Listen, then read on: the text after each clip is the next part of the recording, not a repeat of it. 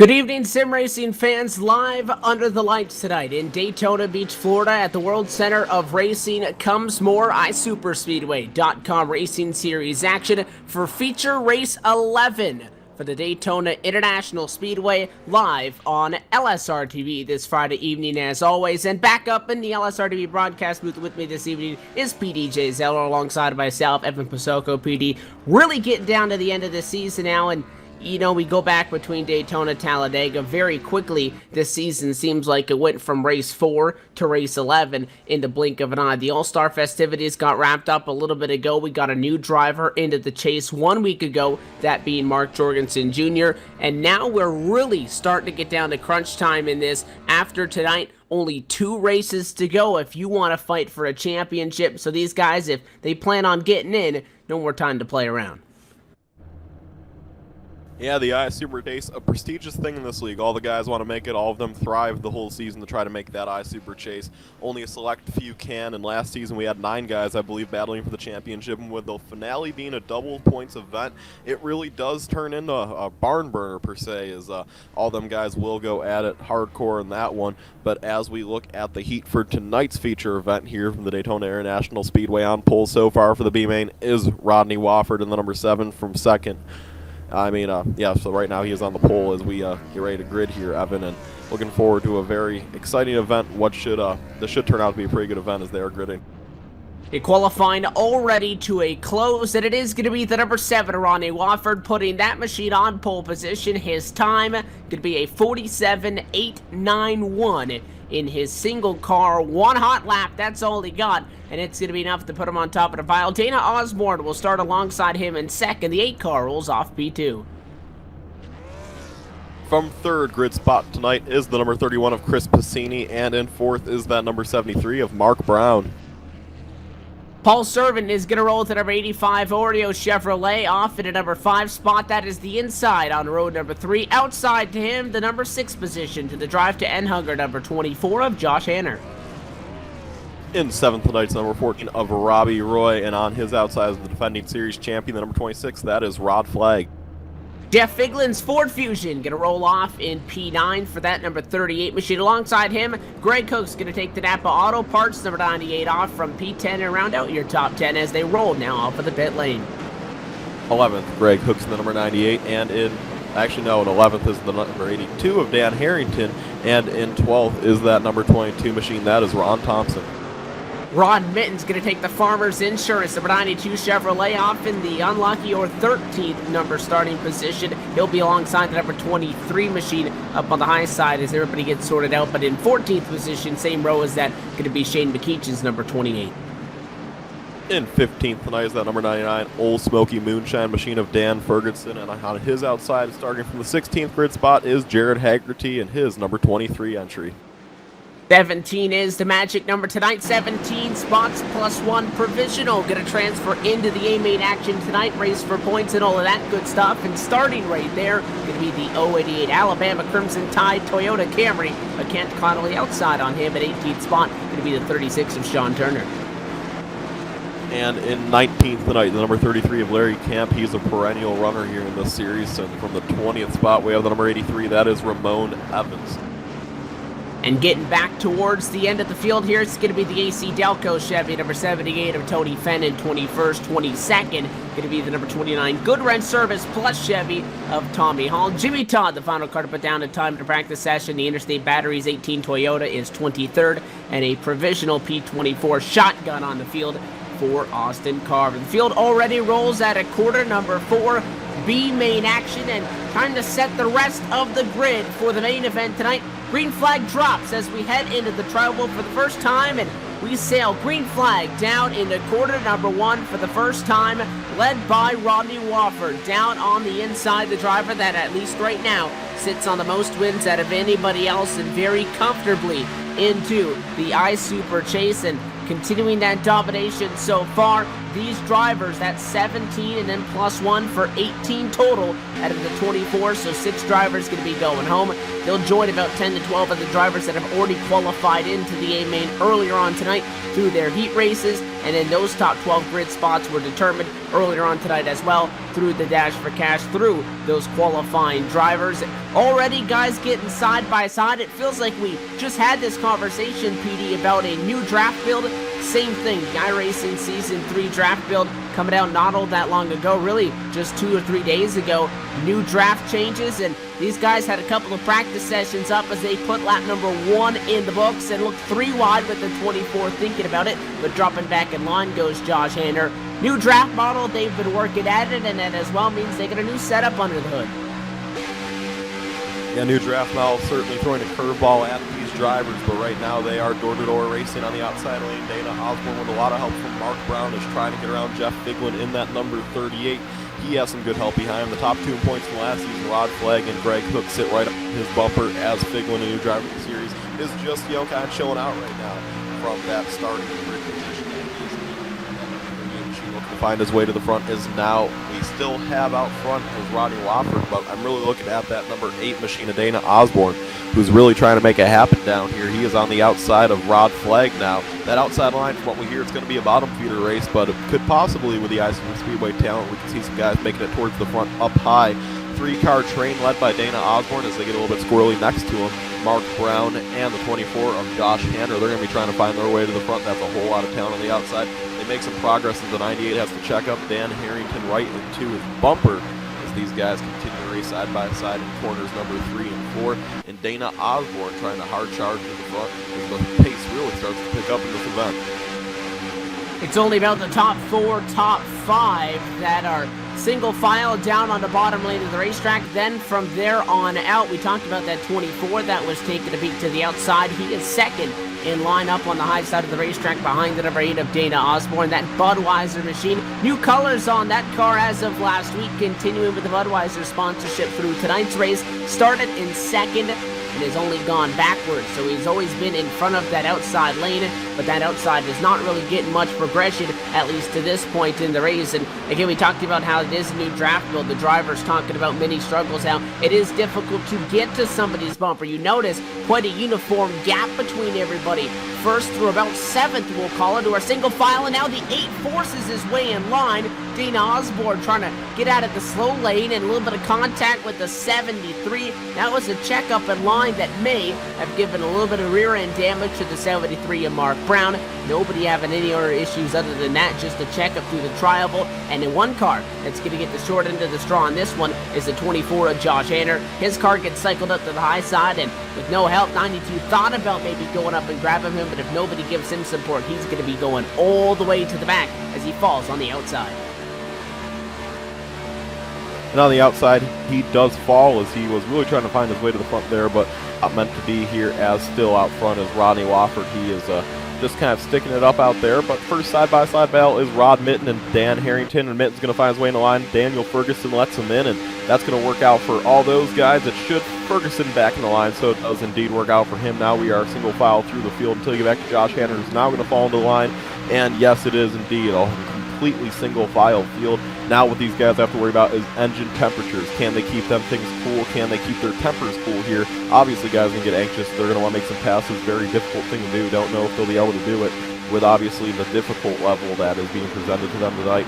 So mainly keep your engine cool, keep your temper cool, keep the car off the apron here as these laps continue to wind down. And this 25 lap affair here, this is just the B-main, as I like to call it, the roar before the storm here, as these guys are going to be trying to really close this race out strong. As now we look at some side-by-side here, Dan Harrington and Dan Ferguson. The two Dans are going at it back here towards the rear as Ferguson is trying to go out of there. Still up front, we have Rodney Wofford. And the story continues for that single file freight train down low. The next victim, the 82 of Dan Harrington, scored 11th the last time by the start-finish line. You saw him get shuffled up to the outside lane, and since he has been going backwards. Still, McEachin getting around him, the 23, the 96, 33, 83, 29, and it's not going to stop there anytime soon. Nobody able to get anything working on the outside with the exclusion of Harrington, and now one other driver going to find himself on the outside or up the creek without a paddle. That 73 machine up on the high side. That's the Mark Brown entry. No help either after he sits 11th at the start-finish line, but again started in 4th. So once these drivers get cycled out of line, bad news bears really a situation overall, because nobody enjoying that any little bit at this point in the race. And you know, typically we'll see a couple of guys go up high, and as soon as there's nobody on the outside inside the top 7, you'll see a guy, if you're looking at it right now, like a Paul Servant, a Robbie Roy sitting 3rd or 4th on the racetrack, jump out of line. But because it is so difficult to get to the back bumper of somebody, we saw that it was quite a difficult thing to give help on the outside these last couple of weeks and really the entire season. But the drivers adapted to that drafting build, they figured it out, and we saw 2-3 racing. This time, because they only have really 3 days off, it's a brand new setup that they worked on just one night ago. Still really trying to figure this thing out, and next car going to go to the high side is Dana Osborne, but it looks like, PD, as far as right now, outside only means going the wrong direction. Yeah, and obviously a lot to learn here with the new draft model. We saw this happen last time a new draft model came out. And, we have a little bit of checkup here with Dan Ferguson and Ron Thompson's in his rear bumper. But yeah, last time they had a new draft model, took them a little while to learn. But eventually they did, and I'm sure just like they did last time with the help of Josh Hanner's setup building, this league will figure it out and they will get it going here. As we have a nice little pack forming in the back, things are getting really wide back here. As now we have Tony Fenn on the outside, as he is going to have help from Dan Harrington. Harrington has help from Austin Carver, a previous A-main winner here, as these guys trying to make an outside lane string work. Carver backs out, and now it looks as though they're going to just get freight trains to the outside line, not proving to work here. Meanwhile, Dana Osborne by himself has remained side by side with Dan Ferguson for about 10th for quite some time. This has been actually kind of an impressive showing by these guys. As, oh man, that was some impressive racing by these guys up here towards the front. And things were calm, and then we had a checkup into the corner, and again, that's not the first time. We documented a little bit of contact earlier on in the race. Check it up, and again, through the trial, well, that's what gets everybody spread out, because when you're single file, somebody gets a run, they back off, and very quickly, that turns into an accordion effect. What that has left us with is a very jumbled up outside of the top, right around 15th position is where things are starting to go haywire. 3 drivers up on the outside, they're led by the 73 of Mark Brown. You got the 33 Skull Bandit machine, close call. There's the 29, watch that left rear if you're Tommy Hall, a very dangerous spot to make contact with somebody in the corner. Now they're starting to try to figure things out, because PD, these guys fighting, they're outside of that top 17 safe bubble, we'll call it. They need to get going, and now for the first time tonight, 11 laps in, we're starting to see guys voluntarily go to the outside lane. That number 24 machine of Josh Hanner goes up high to work with the 73. Now he's got it company, McEachin, Thompson, Osborne, and now the outside starting to form. Let's see what they can do with it. 7 cars up top. 7 cars up top, really trying to make that outside lane form here. It hasn't formed all night, but they're starting to make a little one happen. There's a lot of talent up there, too, that's making some progress. Here they come towards the front. It is led by none other than Dana Osborne is there and intimidating that inside lane. Ron Thompson trying to help him. Jeff Figlin thinks about coming up to help him. He will not.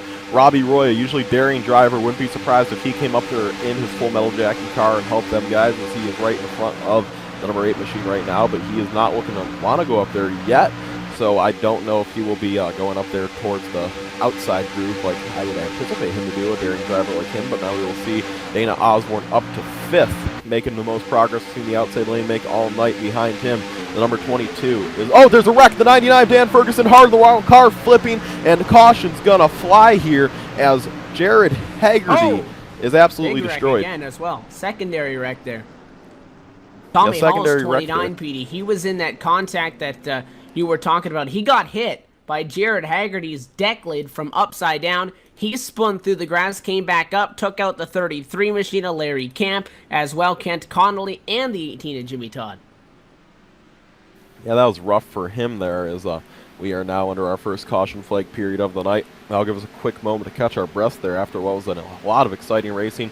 Just a little pile up there. It all started with the number 99 of Dan Ferguson, as you guys see the replay. Him and Jared Haggerty was racing side by side, and It looks as though Haggerty just misjudged the hole, came down into his quarter panel, and turned the Ferguson machine into the wall, sent Haggerty flipping, and obviously the cars just continue to pile in. The secondary records are covered in.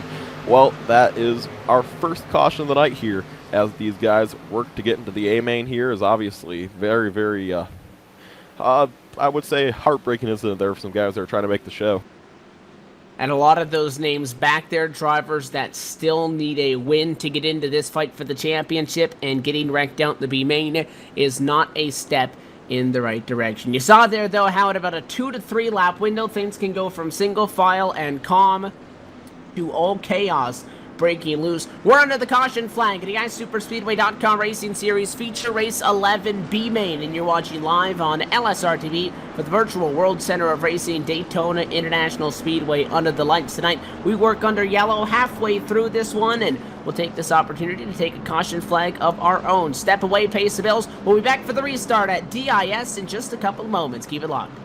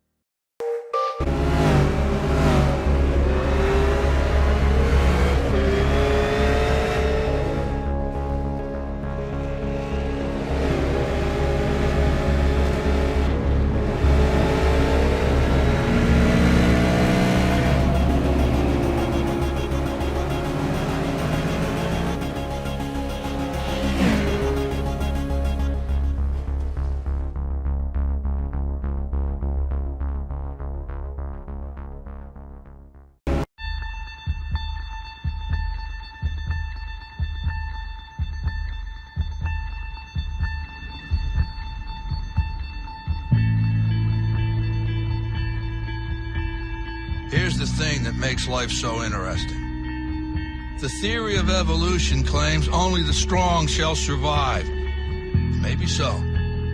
Maybe so. But the theory of competition says just because they're the strong doesn't mean they can't get their asses kicked. That's right. See, what every long shot come from behind underdog will tell you is this. The other guy may in fact be the favorite. The odds may be stacked against you, fair enough. But what the odds don't know is this isn't a math test. This is a completely different kind. Back live at the Daytona International Speedway. The lights are off on top of the virtual iRacing.com Ford First Mustang pace car, and we're getting set for a restart. Make sure to stay in the conversation and use the hashtag LSRTV and follow us on Twitter at LSRTV for everything in sim racing news. The pace car is down and away. Ronnie Wofford once again in control of the field. He's been there all race. Green flag this time down to quarter one, and the Race Fan Racing Incorporated number 7 Chevy, no issues, pulling out to a half a car length lead, down to 1 for the first time. The 31 machine of Chris Bassini, he's got a push from that 14 of Robbie Roy. Issue is for the outside, that tends to die out into quarter number 1. This time they're able to fight side by side down through 1 and 2, down to the back straightaway. That typically where the outside prevails, but you're seeing the 14 giving the 31 a shot, and until right now hasn't actually gotten to the back bumper. There's a little bit more of a bubble between you and that car in front of you, a pocket of air, more difficult to get to the bumper. Once they do it, those speeds really going to go up. The 31 looks strong up high. Now Paul Servant going to get to the back bumper. Ronnie Wofford inside takes the advantage at a quarter number 4, but the outside PD much more strong on this restart than they were at the beginning. They're pulling pace even better than that inside lane. Chris Bassini got him at the strike. Chris Bassini to the top spot. Robbie Roy is going to try to follow him. Will he do it? No, he will not. And Ronnie Wofford's going to stick there. Chris Bassini tries to go back up high to help him, but he cannot do that. That is just not a good option at the moment, as now he will be side by side for second. Robbie Roy trying to take that position over Jeff Figlin, not giving him much help right now, and he will fall back to Figlin, who is about battling for third, and now he'll have to battle for third with Paul Servant in that number 85 Oreo machine, as these guys going to continue to race side by side. As now Figlin finds a hole in line, and the outside line is quickly diminishing, as now Robbie Roy is left up there with Shane McKeechin and Mark Brown, and that's about it at the moment. It's these guys obviously just trying to find their way to the bottom. Robbie Roy finds a hole, barely slides up in front of the Ron Thompson entry, and now he will sit there and leave Shane McKeechin and Mark Brown to fight for themselves. And Shane McKeechin finds a hole. Mark Brown, the lone desperado on the outside right now, as he is going to, well, try to find his way back, as he will have to fall all the way back to that number 36 machine of Sean Turner and Tony Fenn before he will find a friend in the back. And now that that's taken care of, well, back to our single file freight train around Daytona. As in the waning laps of this race, I assume someone will make a move, but with the way the draft's been today, I don't know if it will work. And it was the 38 of Jeff Figlin who went down from the outside to the bottom, caused a little bit of a checkup on behalf of the 22 of Ron Thompson in that Miller High Life Chevy. That allowed Robbie Roy to get down in line, but again, just a couple of inches short from getting down to the bottom spot to take over P2. But the 31 is the difference from P2 and what is right now P6. But if that happened earlier on, we saw quite a few drivers go way back. How about Mark Brown? That driver, the number 73, started up in 4th, way back in 13th. As that machine runs on the racetrack right now, so a long road to hoe if he wants to get back up to where he started. But now Chris Bassini takes over control of this race. No surprise that the top 3 and about 5 out of the top 6 drivers on the racetrack right now all started in an odd-numbered starting spot, which means they were on the bottom for that first run. The top side really killed a lot of these guys, but we saw you can get up there. It's going to get pretty chaotic pretty quickly. Question is, at 5 laps to go in the B main, who makes the move first? Tonight's scheduled distance for both our B main and our A main, although different in the numerical value, the same distance as what we were doing last week at Talladega. Talladega a little bit bigger than Daytona, quite wider, which again can provide a little bit different racing, although they're both plate tracks. These two racetracks that we go in between do have very different characteristics, and we're going to be spending the next couple of weeks out at Talladega to end off this season with feature race 12 next week, and then the Draft Heart 300 the week following to officially send us off into the iSuper chase. But the 7 holding tight, 85, 8, nobody stepping out of line quite yet. 24 car going to go up to the high side. That's Josh Hanner, P10. But we wait for somebody inside the top 10 to step out of line, PD. They could very well just not. I mean, right now, again, these finishing spots do count inside the top 17. If you finish first, you're going to be starting highest on the grid in the A-main and of everybody else here in the show. But we have seen time and time again, you get a little bit too racy at the end, and you go from being P8 and in no problem, you give it a shot for the checkered flag because you still want to get a win, and you fall out of those B-main transfer spots. So I wouldn't even be surprised if these top few guys just mind their own business. Right now, the difference is Dan Harrington is in the AT&T number 82 and 17th. Tony Fenn would be on the outside looking in and have to rely on a provisional. That's the transfer spot. I don't know who would get the provisional right now. There was a whole lot of confusion back there with not really anyone of significance back there outside the top 20. So we'll see who does end up getting the provisional here if a significant person does not wreck. Not saying the guys in the back aren't significant, just saying that they obviously haven't been running good. Here we go to the inside. Looks, Dana Osborne checks up. Robbie Roy's going to get way checked out. Outside lane is now charging hard with the number 22 machine of Ron Thompson leading the charge. Shane McKeechin up his rear end here is now the 26 is going to try to help him out as there's the 3-car breakaway up high. Josh Hanner's going to help, and the outside lane is really starting to prove here as now they're trying to make their run towards front here as these guys trying to make a point. Here comes Ron Thompson, that number 22 entry. 2 laps to go from Daytona. Thompson now with a hard charge up to Dana Osborne's bumper. They're making it happen. Rod Flag pulls in the line. Don't know why. And now we will see these guys get all the way up to 4th. Will they go any further, or will someone help them? Who's going to be the daring one to pop out from 2nd or 3rd? And this is a perfect opportunity for Paul Servant to try to help this cause, as now 4 guys are helping, and it's going to be Rodney Wofford. Looks he will not go. And now as we see Ron Thompson charging up the outside line, Paul Servant on that inside, really just keeping it stuck down there. He will now have the opportunity to get up high, and now coming around to the white flag. This outside line starting to make a charge, and Dana Osborne blew his motor. That's going to hurt the inside line. Osborne loses the engine. He may have to fall back on a provisional. He's got enough points. I think he may be able to do it. That's bad news for everybody 18th on back at the moment, because it was going to be pretty close. Now side by side, we talked about checkups down low causing the chaos earlier. A beautiful move by Ron Thompson, timed it. And as soon as he got that checkup, instead of lifting it up to the high side, he is now right in the thick of things. We power side by side, down the back, straight away to quarter 3 for the final time. 5 cars down low, 5 cars up high, and almost contact the 7. Gets into the door of Ron Thompson. Contact to hang on. Quarter 4 for the final time. Ron Thompson needs one final push. Not going to be enough, and Chris Passini going to get the shot from Rodney Wofford. Checkered flag in the B main. Going to go to the driver that started P3, the win in favor of Chris Passini. He sails it off to quarter 1, no problem with the checkered flag. Wofford sneaks out second over a valiant charge on Ron Thompson. We were wrecking, though, in the back across the start-finish line, and that transfer spot changed in those last couple of laps, Speedy. Yeah, that was real exciting back there as they raced with that transfer spot. It was side by side to the finish, but in the end, it proved victorious for the 17th place finisher of Daniel Ferguson. Now, he was the last one to get in. The last one not in was Kent Connolly, Dan Harrington, Jimmy Todd, Dana Osborne, Jared Haggerty, Larry Camp, Tommy Hall. I do believe Dana Osborne will receive the advancement on the provisional, so that's... Dan Ferguson has done it, though, with that provisional. With the last transfer spot. Don't know about the provisional yet. We'll get you updated on that as soon as it's confirmed, but I do believe it should be Dana Osborne.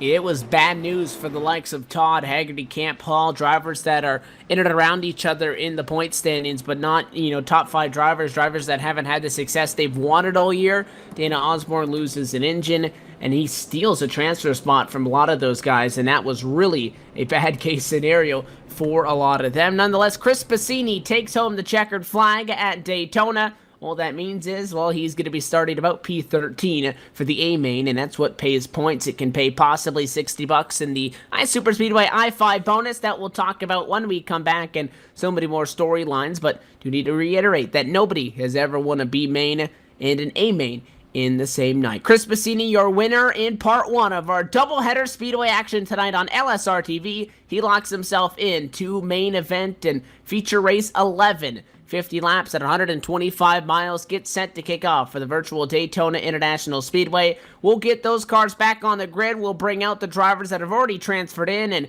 we'll step away in the meantime. Come back. You're watching LSRTV's coverage of Season 4 with the iSuperspeedway.com Racing Series Championship live from Daytona.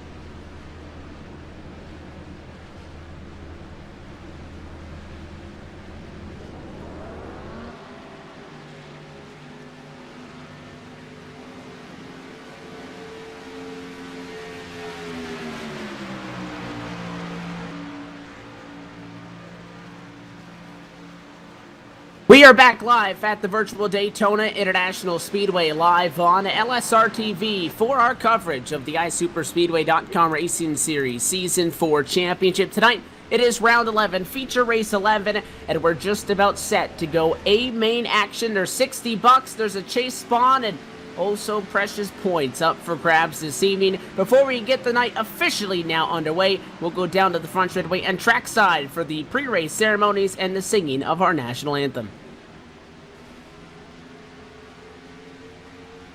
Oh, say, can you see by the dawn's early light what so proudly we hailed at the twilight's last gleaming, whose broad stripes and bright stars through the perilous fight o'er the ramparts we watched were so gallantly streaming, and the Hey rocket's guys, I'm back. red glare, the bombs bursting in air, gave proof through the night that our flag was still there. Oh, say does that star-spangled banner yet wave o'er the land of the free and the home of the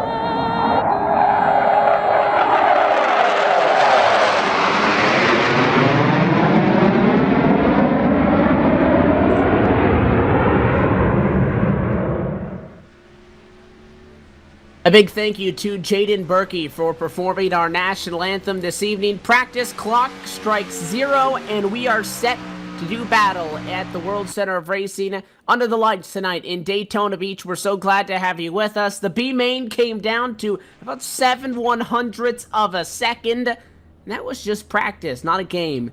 Practice. Now it's time to go main event racing. Feature race 11 takes the grid, and we'll run you down through our LSRTV starting grid for the iSuperspeedway.com Racing Series Season 4 and race 11 in the championship. Pole position goes to the driver that is so far undefeated. He took home the win in a heat race, won the Dash for Cash to earn pole position, and he is your winner. From 1 week ago, the number 88 of Mark Jorgensen Jr. starts from pole position. He'll start alongside with the number 21, Ray Rittenhouse with the second. Great start for the Reebok Ford Fusion. That machine rolls in second. From third tonight's that number 48 of Josh Ball, and starting from the fourth position tonight is number 42 AS Roma. The distance fourth machine is Elliott Leach. William Roberts Jr. going to take the 09 machine off of the grid in fifth position. Alongside him, it's the Reese's Peanut Butter Cup Chevy of Derek Walker in sixth. Seventh, the number 45, that's Kyle Geary, and in eighth, the number 5 of Tanner Mann. Series champion Frank Busilia, the number 94 Ford Fusion, going to take the McDonald's drive-through machine off on the inside of row 5 in P9. Outside in 10th position to the 2 machine of Donnie Garitano. 11th tonight, the number 15, Jason Oltman's 12th, to Carson John Tomaso in the 6th. 13th position to the number 31 and your B-Main winner, Chris Bassini. Rodney Wofford will start alongside in 14th. 15th, the number 22, that is Ron Thompson. 16th, the number 85, that's Paul Servin. Jaden McKeechee going to take the Southeastern Freight Lines number 28 from 17th and 18th position to the 38 of Jeff Vigeland. 19th, Robbie Roy, number 4, 20th to Rod Flagg, number 26. 21st spot going to go to the 24 of Josh Hanner. Greg Hooks will start from 22nd. 23rd, Rod Minton. Mark Brown in 24th, and P25 to the 83 of Ramon Evans. 26th and 36th, Sean Turner. 27th, Austin Carver. 28th, Tony Fenn. 29th, Daniel Ferguson. And riding on a provisional in 30th is Dana Osborne. And it's going to be a 30-car strong A-main event. Those top 12 drivers are the ones that lock themselves in groups through their heat races, and then they determine that qualifying order earlier on in the Dash for Cash. 13th on back, the same results as we had earlier in the B-Main. Jorgensen joined the chase grid 1 week ago. He's looking for $60 in the I-5 bonus, and so far, 2 wins on the evening. The iRacing.com pace car is down and away. Green flag as we cross the start-finish line. 125 miles from home as we go to quarter one for the first time. Story of race number 1 on the night. The B main was the inside and really just avoiding as much damage as possible up on the high side. Let's see what these first couple cars can do up on the front lane as they go 3 wide for the top few spots here. 2 wide now back down as a couple of guys started to peek out a little bit back and back, but so far the outside holding strong. It's going to be lap 2 or 3 where we really see them start to struggle once that inside gets up the full song. By side for the lead on the outside, Ray Rittenauer Jr. trying to make it happen. He prefers to be called the second, though, as Elliott Leach pushes him in that AS Rome with distant fourth machine, trying to get right on that Pittsburgh Penguins, not the Pirates, that's baseball machine, as they are making a charge towards the front of the outside of that. Number 4, Barrick Walker, running good up there in the 6th position right now, helping that line out, as this outside lane is going to start to shallow up a little bit, and Ray Rittenauer is going to fall all the way back to the 3rd position on the outside lane. He's now racing with William Roberts Jr. for that 3rd position as they're going to try to make a charge here towards the front once more. The outside lane is not dying this time. It is doing everything it can to find its way to the front, as now Rittenauer makes a charge back on them 2 Handrick machines of Jorgensen and Josh Ball. Ball pushing his teammate with good precision right now, but it is right now on the outside lane. Elliott Leach stuck like stitches to a baseball right now. Ray Rittenauer.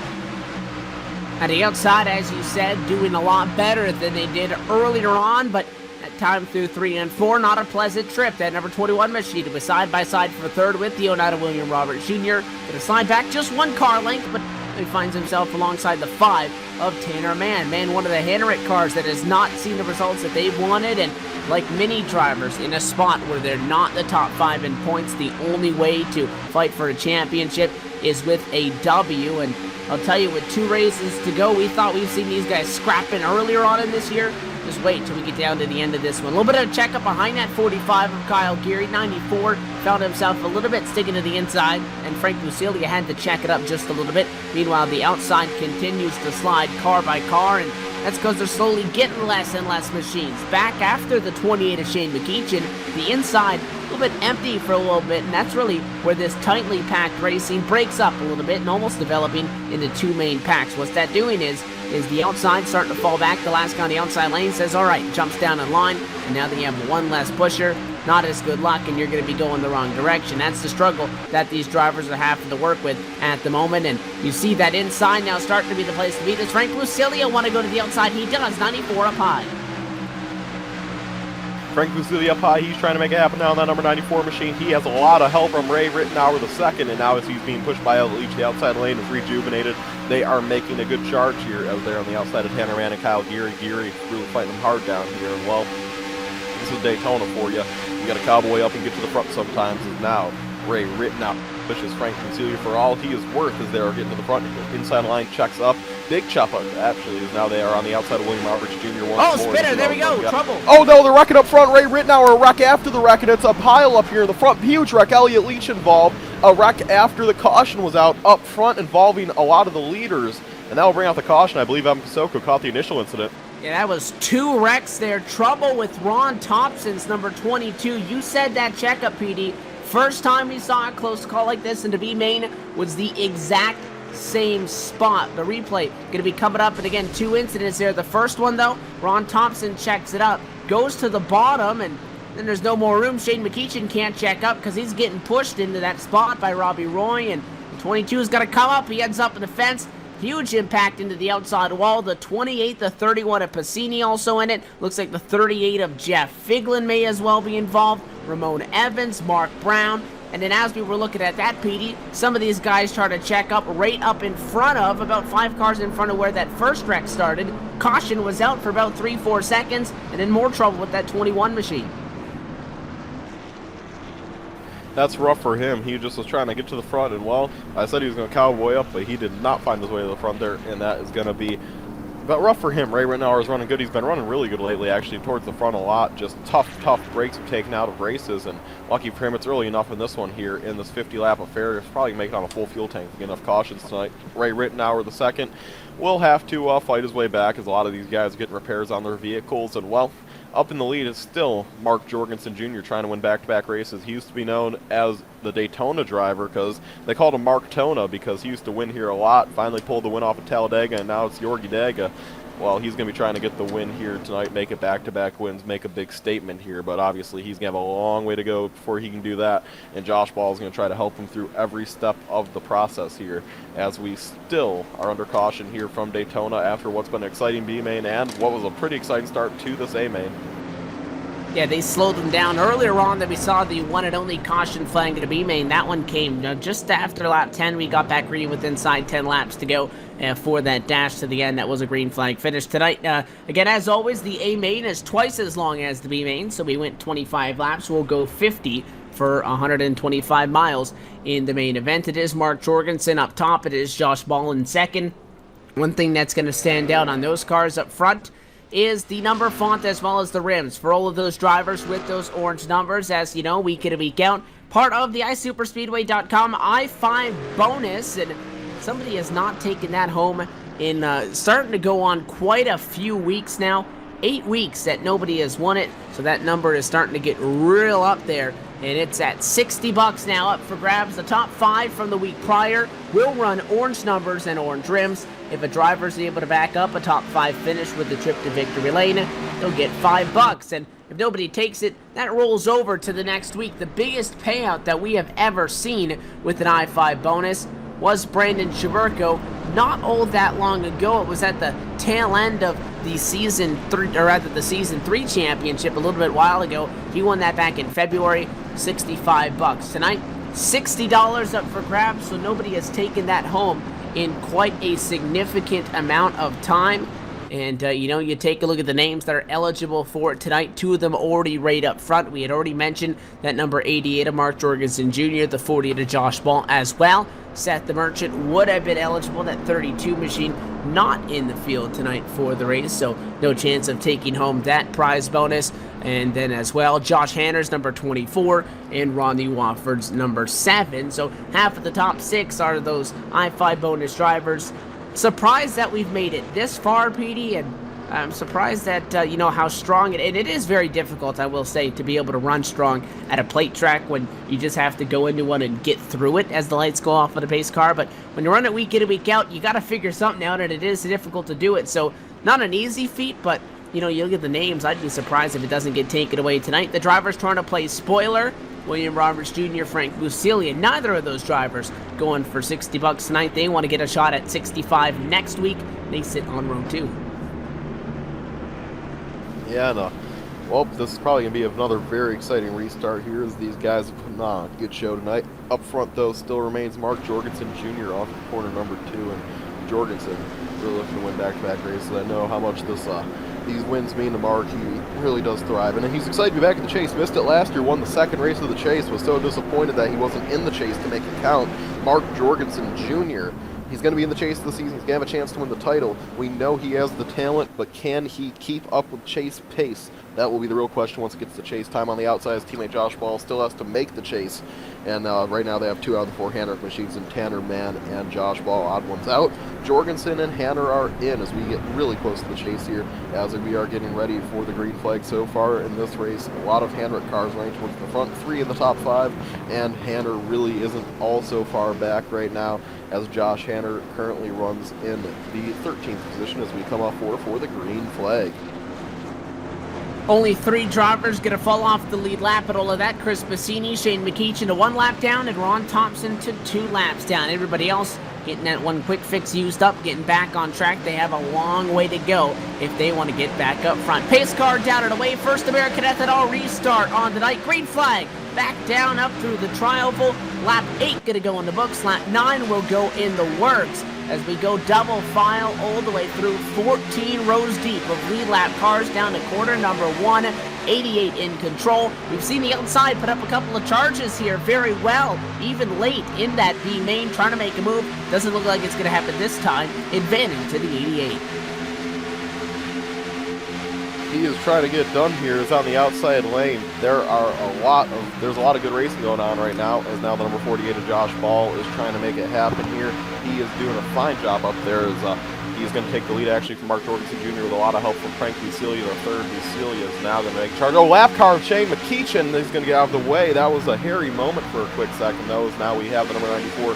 He's making a charge up there on the outside lane, and well, here we go. It is that 94 of Bucelia who is making a good charge up there, and is the number 7 of Rodney Wofford sitting right behind him, as now Wofford's going to try to push him towards the front a little bit more, and here we go. These guys really doing a good job. As this outside lane is going to fall up a little bit. A lot of talent up there, though, with the 94 of Bucelia, 7 of Wofford, and the 6 of John Amaso has really been making a name for himself lately in the series. And now Mark Jorgensen Jr. jumps to the outside. He wants to take the lead back. He wants to help Cannon do it from his teammate. Nonetheless, Jorgensen's going to get a good rush on the outside. Interesting move. The outside has not been a viable option to go to unless you're late in the B main, and the 88 gives up a safe spot in line behind the 48 that, at least from what we've seen tonight, unless he's in an incident, would guarantee him to be on the back bumper of that car down low, coming to the checker in this one, still 40 laps away that time by from that, but he's going to take the risky move, jumps up high, working out at least no at the moment. The 09 machine, William Roberts Jr. slides up a spot, fills in that gap at a Toyota Camry. Here comes the 5, though, a Tanner Mann. Tanner's got a lot of help for the 14 of Robbie Roy, and with Frank Bucelia sliding off the back end, Mark Jorgensen Jr. trying something that that probably would have worked 1 week ago, but with a fresh draft model coming off just about 2-3 days old, a new setup, not the smart decision, and backwards goes that Diet Mountain Dew Chevy. He's got to stop the bleeding quickly if he doesn't want to fall outside of the top 10. Good news for him is he'll slide back to the 7 of Rodney Wofford, but just 2 cars out there aren't going to cut it. More than likely not, that outside lane needs a little more than 2 to make it happen. Wofford and Jorgensen falling way back now behind Hanner. That's going to be detrimental for them if these guys really want to make a charge.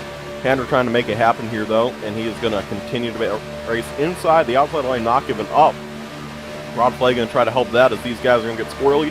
A little bit of a checkup, and they will continue on racing. Jorgensen trying to come back now with a lot of help from Wofford and that 92 of Rod Mitten. Rod Mitten trying to really make a late race charge here. Not late race, I mean late season charge. He's got a rough season. He really wants to make a comeback as he's on the outside of Rod Flay with 2 Rods racing there. As still, we have the outside line stalling out, trying to make a run. They made a little bit of progress after Bucelia stepped out, and once the 94 went back down, all that momentum goes away, and you can just see how difficult it is, again, because it's so hard to get to somebody's bumper now. There is a little bit more of a bubble, and you know, these guys have had to go through quite the amount of drafting changes recently on iRacing, major ones for the longest time. No big swings at it, then it got completely changed right in the middle of the season, right down to a championship, and now, after they almost just got things figured out, entirely new drafting model out there. They've been practicing the last couple of days, and they've said they've been able to make it work, but you gotta be real aggressive. 88 gonna go 3 wide, he's going backwards, just got help after William Roberts Jr. and Robbie Roy jumped out of line. 3 wide, is he gonna get any help? The 3rd lane has worked when these guys have tried it. He'll get somebody to bite on that offer. Rodney Wofford going to go up high and work with him. Still has a chance to drop down, not anymore, as Josh Hanner fills that gap, and the 88 and the 7 better make it work up top. 3 wide, down the back. 3 wide, Jorgensen on the outside, no help. This is probably going to stall it for him. He's going to find himself in line in front of Josh Hanner, and he's going to race on the outside behind I almost said Rodney Wofford, but it is Robbie Roy, as William Robert Jr. leads the outside line. There's a whole lot of Rob up there, as now we have William Robert Jr. making the charge on the outside lane outside of Frank Bucelia, the 3rd, and the 98, and the 98 of Greg Hook's doing a good job as well, as these guys continue to race around this fast Daytona International Speedway as we continue to watch the 09's progress. The 09 William Robert Jr., honestly, I think he has some of the best talent in this league. He's just had such awful luck in his tenure here in this series. It's just not worked out for him. Right now, Karsten DeJohn Tomaso in 3rd. We are looking on at him. DeJohn Tomaso, what a long way he's come since he started iRacing. I've followed his iRacing career. He's done a fine job making his way up to leagues like this, running competitive. And now William Roberts Jr. making his way to the outside, and he's going to be battling for 3rd here in a quick moment as we have about a 4-car outside lane. They're making it work, though. Robbie Roy, probably one of the more aggressive drivers in this league, really helping out that outside lane. It's that Toyota Chevy combo now making a mix of all 3 manufacturers. As up to the high side comes Frank Bucelia, a Ford, a Toyota, and a Chevy. All bumper to bumper are what going to save that outside lane, because the 88 was all but done for. Going the wrong way, tried 3 wide, that wasn't working out. And now, after William Roberts Jr. jumped in line with Robbie Roy, now that they have enough cars, the outside lane is hustling. Down the back straightaway, working lap 16, Bucilia almost getting half a car length clear down to the 48 down low. Those are teammates, by the way, working on the bottom. The 48 and the 5, those are a set of those Heinrich Chevys that we have seen be so strong all season long, including being a dominant duo just 1 week ago.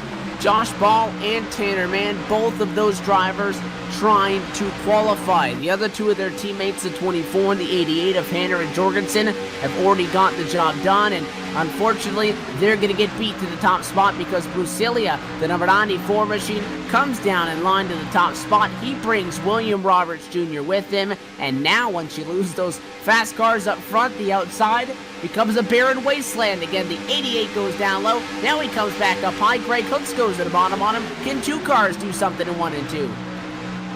Here they come on the outside. Robbie Roy trying to make it happen with a lot of help from Mark Jorgensen Jr. Pushing them with really a lot of precision here. They're trying to make their way to the front, but up front is Frank Bucilia and the 09 of William Roberts Jr. We're going to see, though, if Robbie Roy and Mark Jorgensen Jr. can make it happen. Josh Hanner's really fallen far behind him, so there's not a lot of help in that outside lane. Just those two on a mission of their own right now, basically, as now we watch Robbie Roy. He is starting to come on the outside of the third-place driver. That's number 48, Josh Ball. Those two have had issues in the past. We'll see if they can keep their tempers under them here tonight, as now Robbie Roy is going to get a draft from the William Roberts Jr. machine, who wants to take the lead away from Frank Bucilia, the third. Can he get there? Will William Roberts take the lead for what could, I think this might be the first time this season he might be able to take the lead if he can do it, but he will not. They're actually going to lose a little bit of run here, and that's going to possibly hurt William Roberts Jr. if they can't get a good run here off 4 as these guys continue to pick up the momentum. And now it's the 48 Josh Ball jumped out to the outside lane. Everyone wants to get around Bucilia. Ball wanting to become that third Heinrich car in the chase, as we just mentioned. 5/1000 to the good at the start-finish line. He will get clear off the front of the 09 machine, jump down, and take it. No hesitation. And now, can William Roberts Jr. get some help? He's pushed Bucilia up to the lead. He's pushed Josh Ball to the lead. Now he wants a shove from the 14 of Robbie Roy. Roy, the second car up on the outside. Make it now 4 as the 6 machine of Carson John Tommaso going to hop up there. He'll join the 88 machine. And now that the outside has some help, they might be able to do something. A second guess, though. Going to bring that number 6 machine back down low. And very clearly now, PD, with this larger number of cars we're seeing, the outside works. It's not, we haven't really seen it be sustainable to the point where we haven't seen them stay side by side for the top spot for all that much. You get a huge run when you get support. As soon as you lose 2-3 of those cars, the inside gets the advantage. So really, that could put a lot of these guys in some spots and really maybe even give some teams some benefits in the fact that you need a couple of cars to get something to work. I'm sure Josh Ball is liking the view right now. His number 48 sits on the top of the pile, and he'll be 20 laps in this next time by the start-finish line. Over that outside, try to mount another charge down to 3. Down to 3 now. William Roberts Jr. is on that outside lane trying to make it happen here, and these guys are really doing a good job here. Really been impressed with the job William Roberts Jr. has done in this race as they continue to race, and they're doing a good job right now, watching them, seeing what they can make happen here, as now William Roberts Jr. is doing a fun job out there. I really think that he might have a chance to get it here. He is, well, here comes Frank Bucilia. He wanted to come up, but there just wasn't enough space, and now Robbie Roy's going to get right back on his bumper. They're going to get a run off of 2 here, as now the number 94, Frank Bucilia, the third, is in second. Third is William Roberts Jr. William Roberts Jr. doing a good job. I continue to be impressed with him. You know, I've seen him race in other leagues, and he has a very high I rating. He races at a very high level here on iRacing. It just amazes me that he hasn't pulled off a win yet in this league, but he keeps getting closer and closer each and every week, and we'll see if this could be the week. Oh, there goes the 24. Josh Hanner turned down into the triangle. The drive to end Hunger Chevy spins through the pit lane. He's out in the grass. Looks like no caution, though.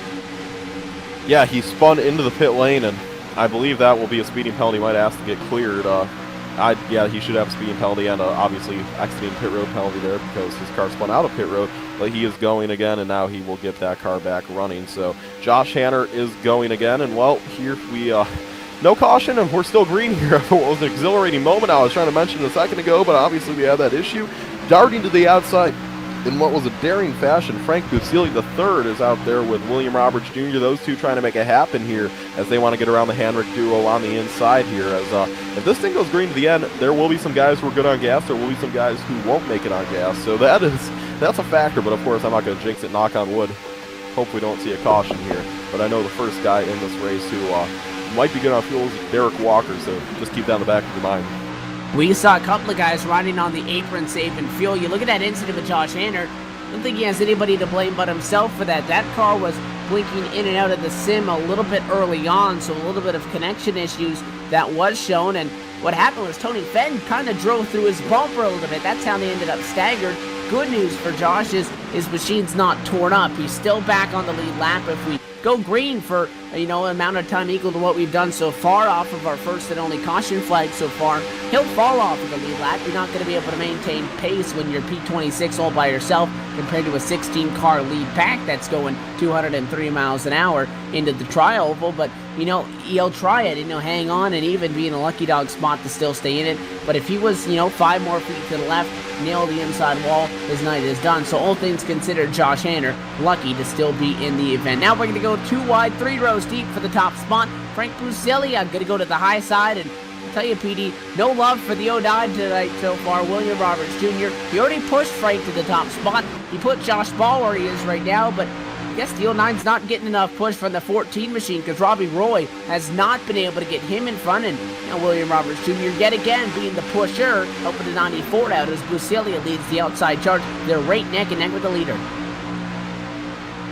Side by side with the lead, Busilia versus Ball. Here comes William Roberts Jr. up on the bumper over for Busilia. He's trying to push him to the lead as they're getting really close here. Here comes Roberts. Roberts going to have a mad run off of 4. Will he give him the run? Actually, that's off of 2. He's going to give him the run, and now they're going to have a mad run down the backstretch. This could be the time for Busilia. Can he take the top spot? Can he do it? He is clear. All he has to do is come down. He's waiting on Roberts as Dijon Amasso comes to the outside, but I don't think Roberts wants to get down low. And now the lead will be given to Frank Busilia the third. Don't be surprised, though, if William Roberts Jr. tries to recover here on the outside lane. He is coming back. He's trying to take the lead away with a big run from Robbie Roy. And just like that, Busilia won't even lead a lap. This time by, it's William Roberts Jr. with the lead. Does he get enough help from Robbie Roy to take it into 1? It's going to be close here, but Robbie Roy getting right back up to his bumper. And as they are racing side by side for the lead, it could possibly be William Roberts Jr. taking over the top spot, but Roy just isn't giving him enough here. He needs a little bit more to take the lead. Halfway done, halfway to go now. Is William Roberts Jr. trying to lead his first laps of the season. And he's got a nose to the good up on the outside as they head down to quarter 3 yet again. And it looked like he was clear, but that small hesitation allowed Josh Ball to get back down low. But remember, when we saw Josh Ball get to the top spot, didn't even think about helping the 09 out. He just thinks that's another car that if he keeps him up there with him, can separate him from a win in a championship chase spurt. So 48 just left him. Last time Frank Busilia went to the top spot from the nose of the 09, he brought that 09 to William Roberts Jr. down with him. This time he tried it. It didn't work. But again, the 09 has been so very good at pushing. A lot of these drivers still trying to figure it out. And the 14 machine, not slow by any means, but Robbie Roy in 4th. I just don't know if it's a Chevy to a Toyota thing, but he just cannot give the 09 a shove anywhere close to what the 09 was given a 94, and it's costing the outside right now, but it's those two up front. Up front, Roberts is just starting to lose a little bit of ground now, and this is just rough for William Roberts Jr., who was having a good event. Oh, man, they go by the lap car of Hanner, who's going to catch the draft once more. Remember, he got no damage in that wreck. He's going to get back on the draft here, and he might be able to be of some assistance to Mark Jorgensen Jr., possibly, if he can catch up to him, although he fell way back, so I don't know if that'll be happening. Up front, though, it is indeed Frank Busilia the third in the top spot, William Roberts Jr. in third. Second is Josh Ball. 4th is Tanner Mann. You have a whole bunch of Hendrick in this top 5, like I was saying.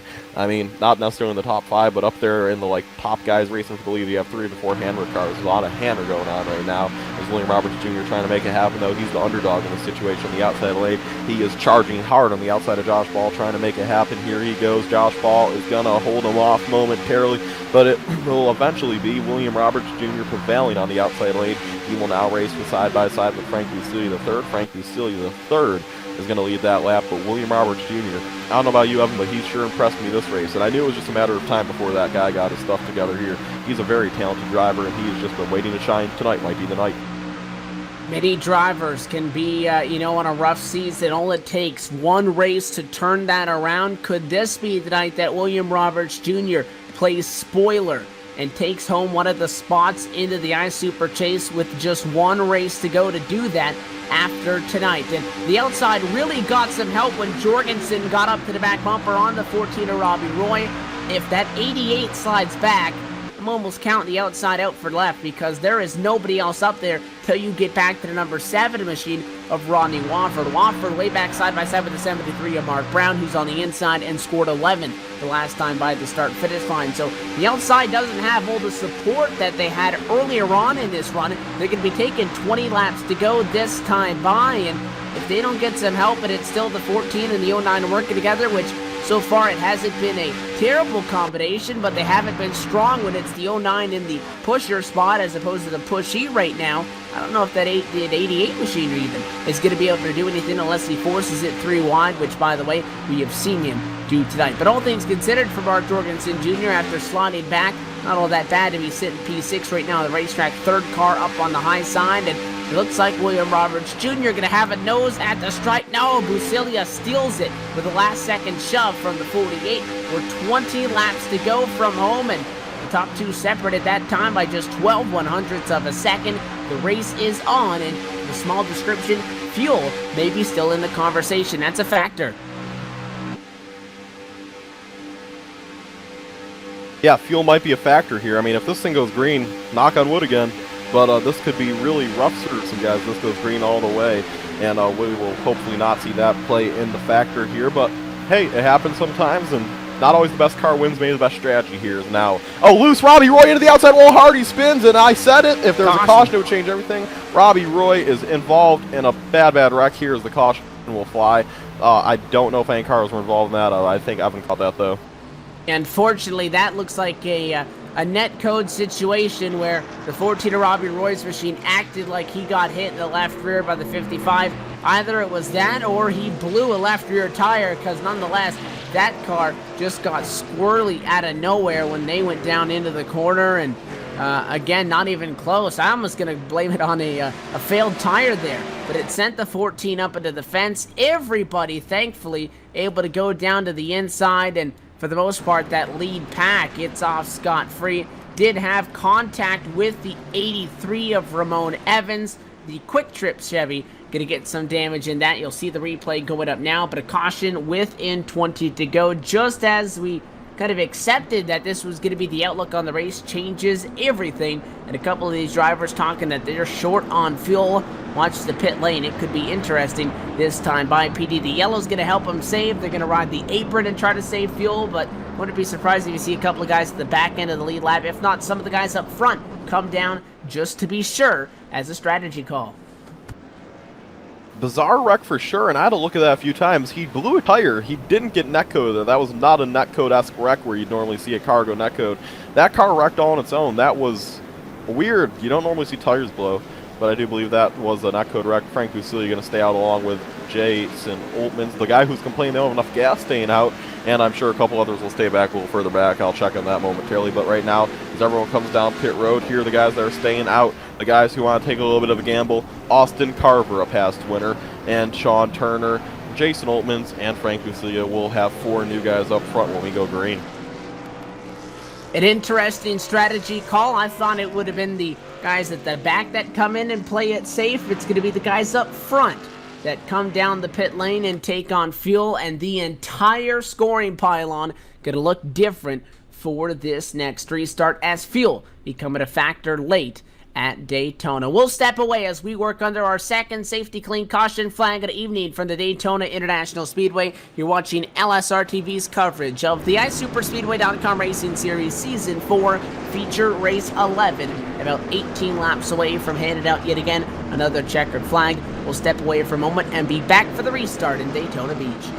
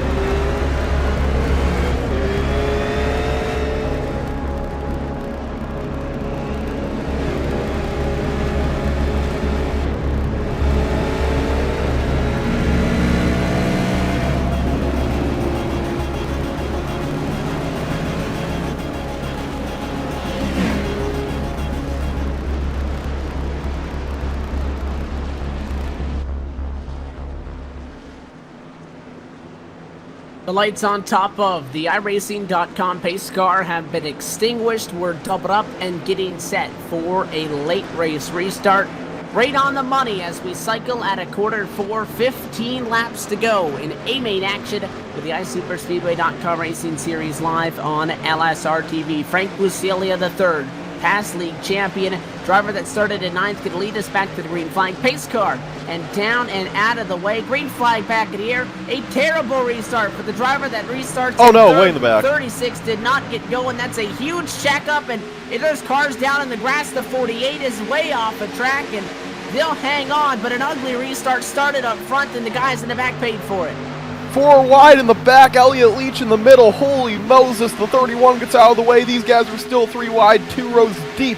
Awful restart there, and these guys are just hanging on in the back. They're in it for the journey now. I mean, that was just an awful restart. 4 wide down the back stretch. Chris Piscini on the outside. They are 4 wide. No one's letting up. Right. Oh, man, Ron Thompson gets loose. Wrecked into the core panel of Piscini. He spins down on the apron. He is not going to bring out a caution. No cars behind him. That will not be a caution. So we are going to stay green despite Ron Thompson's spin. Meanwhile, up front, Kyle Geary heads up the outside. And Piscini was one of the cars that was bouncing off of Ron Thompson's. That 22 was a pinball up, keeps it out of the outside wall, and although the car's already all torn up from the contact with the cars, it was a great move to keep it out of the fence nonetheless. And now again, just like that, things get crazy at Daytona. We stay green though within the final 15 laps of this race, and the inside, the big winner in all of that. Look at the outside. There goes Austin Carver thinking about it. The mellow yellow Chevy, rather, took a nose to the outside. Nothing happened with it. The car that leads the outside, the number 45 machine of Kyle Geary. He has scored 6. The assist on this going to go to Tony Fenn, the 78 machine, pushing behind them. Then you got familiar names from up front earlier on. Jorgensen, the 4 car of Derek Walker. The outside's got help. They're trying to mount a charge. Here they come down to quarter number 3. Oh, man. They are all over the place now as they continue to go at it. Here we go. We're going to see who can get it here. That's to the outside. Kyle Geary, who has never, ever won a race, never even had a top 5 in the series, is now up here racing for a win in the penultimate moments of this race. To the outside of Jason Oltmans, he goes. The 45 Barbasol machine trying to make it happen up there. Can he do it? Him and Oltmans are racing side by side hard for this position. He wants to get the leader of 94. That's Frank Busilia III. But before he can do that, he has to get around Oltmans, and right now his help is going away. The 78 of Fenn is out of speed, and so is Jorgensen, and that's going to be detrimental for the outside lane, and they're going to have to wait one more time to try to do that again. Maybe Austin Carver or Sean Turner will jump out there and give him a little bit of help. But right now, this is just pure insanity as we are in the closing moments of this race. We have a whole lot of guys up front who aren't used to being in the big spotlight. This is their time to shine. And it's no surprise that the outside loses that charge once they lose that car count. 2 drivers drop down low. Instantly, no more run. Jorgensen falling all the way back to the point where he's behind the number 92 machine of Rod Minton, who's the last car in somebody's bumper, really, down low. That's going to force the 09 to try to make a move, so back to the outside goes William Roberts Jr. We've seen that happen with success. Contact almost at a 4. 78 at Tony Fenn, really squeezing those guys on the bottom down, trying to get a side draft, and that is where things can get ugly very quickly. Now close with the 16 and the 45, really starting to push it with those drivers up on the outside. 11 laps to go. The outside still led by Kyle Geary. There are 3 car lengths and a negative to Frank Busilia, who leads on the bottom. Austin Carver thinks about jumping to the outside. He does jump to the outside. The Talladega winner from last fall is on the outside lane, and he is trying to pull off another upset here. 3 wide they are, in the 45 gets the rough end of the deal. Hard wreck. They are all wrecking in the back. That's going to bring out the caution, as we have had a huge one here at Daytona. Cars still wrecking. Oh, that's all of the handwork machines wrecking now. Elliott Leach trying to miss the wreck. He gets involved in the aftermath, hard involved, and, well, when they happen big. Caution flies. Top 3 remain: Busilia, Oltmans, and Turner. And we'll work on getting the replay for you on the LSRTV replay cam, but the trouble all starts up at the front once they went 3 wide, and I don't think the 45 Petey was all expecting the 16 to come up, because it was a high entry for Kyle Geary. And, he opens up the door. Tony Fenn, the AC Delco machine, not going to lift. This late in the race comes down on him, and then it really turns the 2 machine of Giratano up the hill. He was the only one that went around, really, to start it all. The 45 got destroyed, and Then we were 3-4 wide, and they kind of kept it going for a couple of 100 feet, and then until they all ended up in the fence. The 09 gets turned around by the 6. The 5 and the 48 teammates are together. They as well damage that third handwritten car in the 24 machine. All chaos breaking loose at a quarter 4. Jorgensen's car, heavy damage. Paul Servant, heavy damage. Fenn as well, torn up. And maybe it only is Busilia, Oltmans, and Turner that escaped that one scot-free after a major incident down in corners number 3 and 4. Put this race back under caution flag conditions, and it's going to help the guys that are on the fuel call of staying out the last time, and one of them is Frank Busilia. That's why the 94 stays up top. Yeah, and well, I think they're on fuel now, and the one guy I'm looking at up here, I'm not looking at the leader of Frank Busilia. I'm not looking at Jason Ullman. Neither of them guys need to win a race. They're in the chase on their wins. I'm looking at the guy in third, Sean Turner. Sean Turner is a really incredible story, if you ask me. He's done a good job so far in this race. Really kept his car clean, and I've been paying attention to him this week. He is really been the 78 is spun on pit road. That is Tony Fenn. He made it into a stall nonetheless. That a Tony Fenn machine. That's a rough break for him. But like I was saying about Sean Turner, though, Sean Turner, we don't normally talk about him too much, but he's here week in and week out. He runs every week, and Sean Turner is really, I think, underrated almost. Sean Turner knows how to get the job done sometimes, and you'll see Sean Turner. He's actually a truck driver from Michigan. That's where he drives the big rigs, the semi-trucks you guys see, and he loves iRacing as a hobby, and it's good to see him running up front. You don't normally see him around the front, not based off talent, just has a lot of awful luck. Austin Carver, I mean, he won the race at Talladega last fall. Besides that, I can't remember talking about him. So Austin Carver is just, every now and then he'll show up in a race and he'll do something exciting. That's all I have to say about Austin Carver in fourth, and just a really diverse top 5 right now. And Rod Mitten in 5th. I've already talked about Mitten this race. Mitten just needs a good race. Let's take a look at the iSuperspeedway.com Racing Series Championship standings as they sit right now 10 races in to a season that has 13 races, by the time we hit the chase. So after tonight, 2 trips to Talladega for one more of these B-Main and A-Main action events, and then the Draft Heart 300. That's it. 2 races out of tonight to get into the chase, and the way they stack up is chase qualification is not based on the top 12. It's not the top 16. It's wins and the top 5. And if those guys in the top 5 have wins, those transfer spots don't shuffle down to the first 5 guys without a win, which is significantly bad news for a lot of them, because it is Seth the Merchant who tops the championship standings. That driver winning feature race 4 earlier on. He's got 416 total accumulated points on the year. He's atop the pile over Josh Hanner, who's got a win, over Rodney Wofford, who's got a win, and over Jason Oltmans, who's got a win. Frank Busilia's got a win in 7th. The reason I mention that is because 5th and 6th PD are going to be very important spots, and you can throw guys 9th on back like, or I'd rather even 8th on back like Rod Flagg, Josh Ball, Ron Thompson, and Dana Osborne. We won't talk about them all that in depth as they're a little bit out of the immediate hunt, but P5 is the last spot that gets an invitation without a win. P5 is Robbie Roy, P6 is Greg Cooks. Only 12 points separate those drivers. That could very well be the only spot, because I don't expect 2 guys with wins to fall out and get caught by Rod Flagg and company who are 60 points behind them.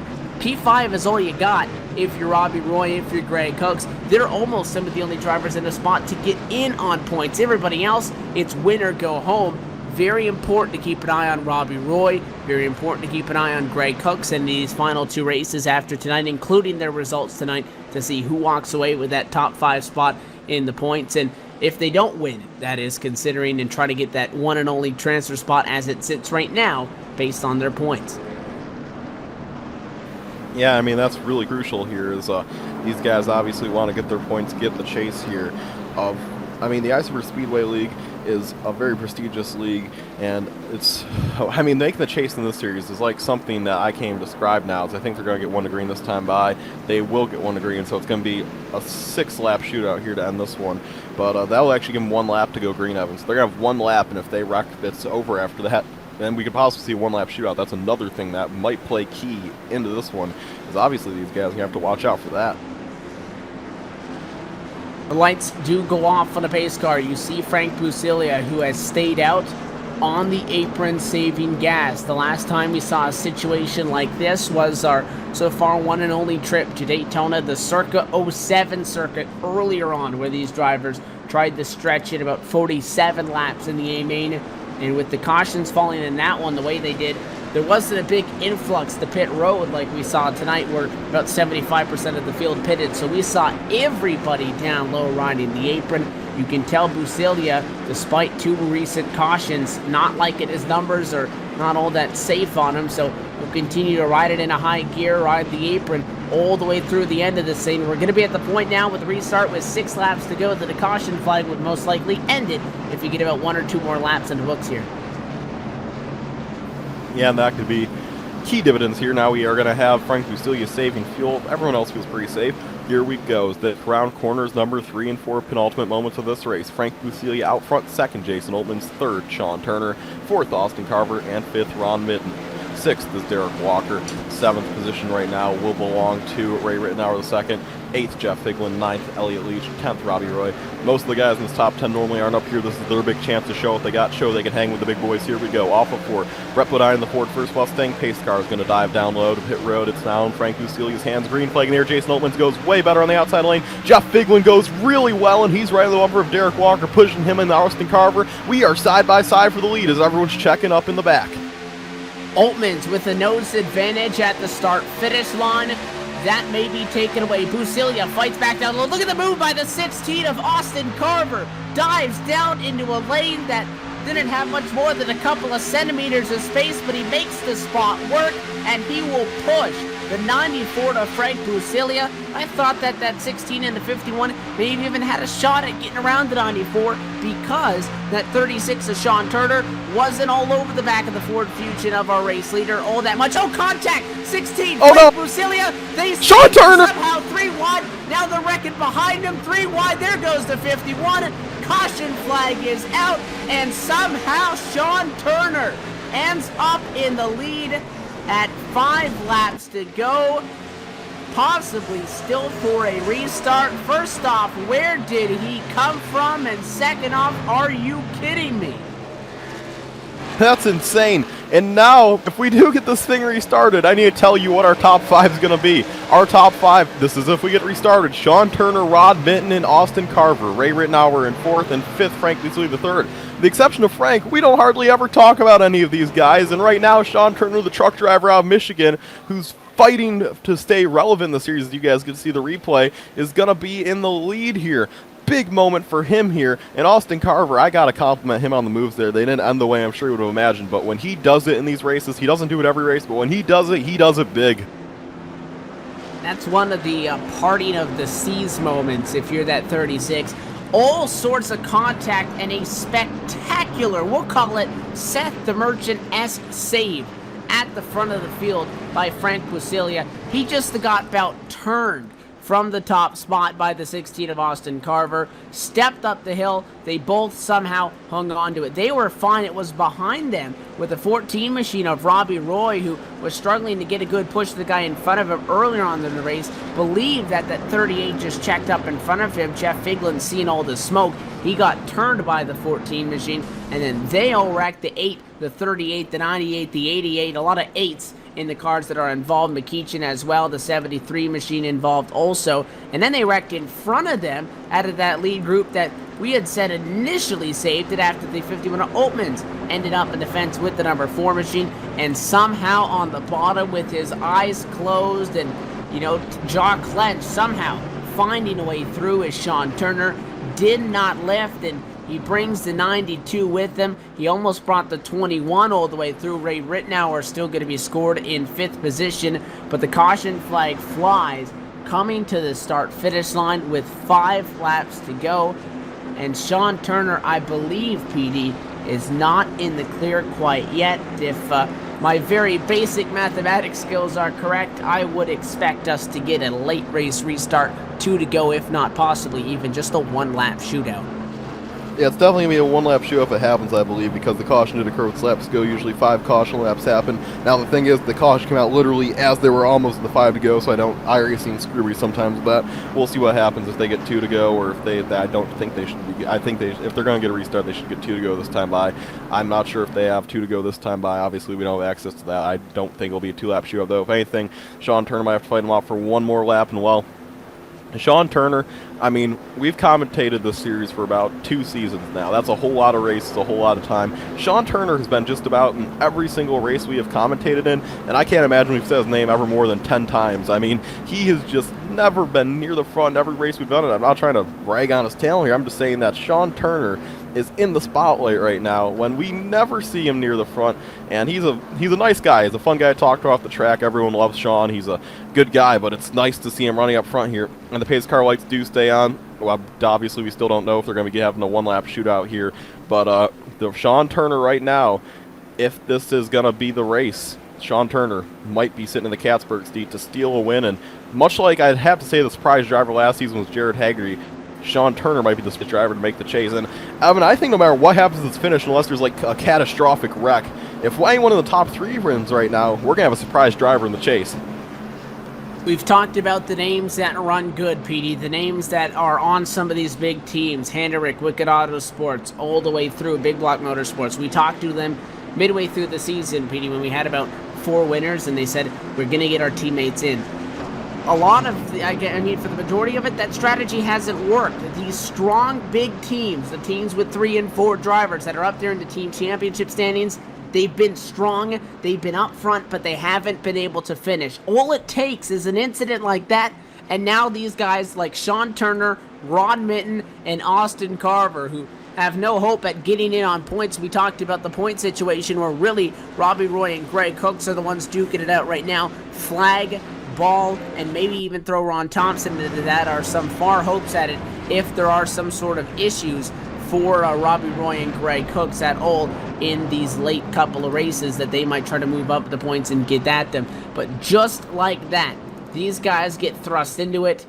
This is their season that is going to be dictated in this one-lap shootout. The drivers got the 2 to go the last time by. There is a chance that that can still be waived off if somebody falls 1 lap down during this pace lap, so we'll have to confirm it. Lights on the pace car this time by at 2 to go will be extinguished.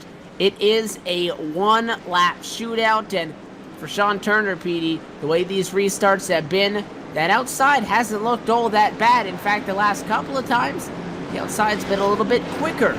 On the first circuit around, it'll be Sean Turner, Rod Minton on the front row, Austin Carver, Frank Lucilia on the second. But there is so much damage. The 16 torn up. It's the 14 who's all crumbled up. The 24 is destroyed. The 48 looks like he went through a blender. 6 machine doesn't even have a front bumper.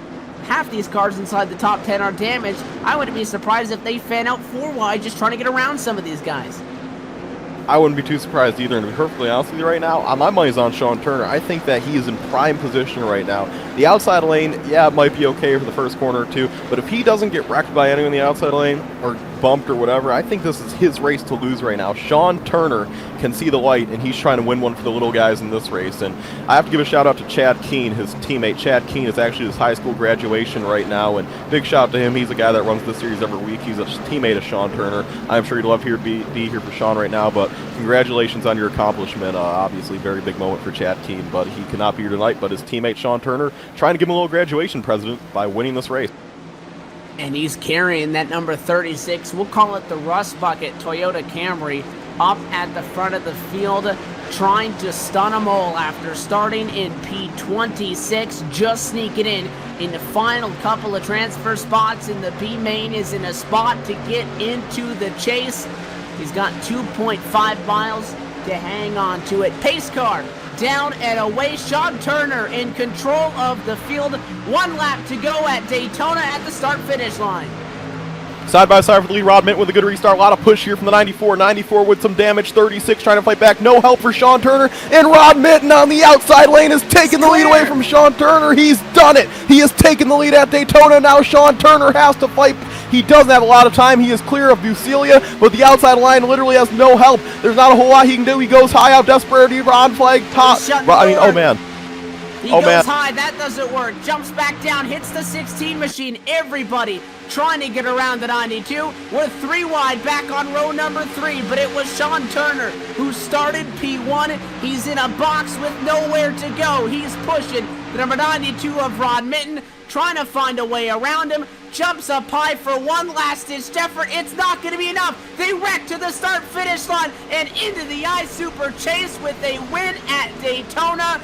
Rod Minton steals it from Sean Turner, and he puts the number 92 Farmers Insurance Chevy into the chase with a win in feature race 11, and heartbreak for Sean Turner, who lost the top spot in 1 and 2 and gave him hell for it down the back, gave it everything he had and couldn't get the job done.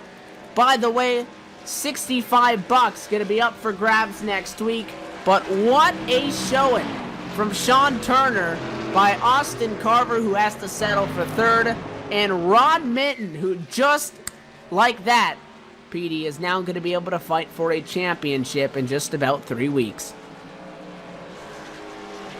As you guys get to see the replay here, that race was won for the little teams out there. There are some teams in the series, much like NASCAR, that have the funding, just don't have the drivers, just don't have the big assets that the teams have. This race, the top 3, all 3 of the guys are not from major teams. The first time we've seen that all season, Rod Minton wins. We don't normally talk about him. He won this race. Sean Turner on his team, I mean, Austin Carver, this was just a really good race for all the smaller teams out there. They've done it. They swept the top 3, upsetting the big teams, the likes of Hanrick, Big Block, Rod Flagway. All these big teams have been shocked by the little guys. They take one for their own, and I cannot wait to hear from these guys. These are some guys that we normally don't talk to, and I'm sure each and every one of them is going to be thrilled to have their opportunity to get on the big stage. As it reads in the iSuperspeedway.com Racing Series Championship, it is Robert Minton who entered tonight 195 points out of the top spot, started 7 races so far, is 20th in the standings without even a top 5, is now one of the drivers that joins the elite. Not to mention, PD, big time to get a first win, especially in this series, because you get a legitimate trophy. That is going to be something that he will cherish for a while, especially because of the means that he got the job done with. But just like that, he gets the trophy. He gets a chance to go back-to-back for $65 because the I-5 remains unclaimed tonight. But most importantly, he gets that small team operation, that small car operation, into the I-Super Chase. AJ Allmendinger, if you will. The 92 is going to need, PD, better results than he's had all year if he wants to be competitive in it, but tonight proved that he can do it, and momentum may be one of the biggest and most important things in racing, and now all of that has gone in the direction of the 92 team. On the flip side, though, you got to feel for Sean Turner under the caution.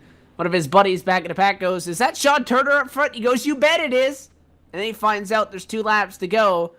And then about 10 seconds after that restart, he sees the back bumper of the 92, and he couldn't get it back. And heartbreak for Sean Turner, heartbreak as well for Austin Carver.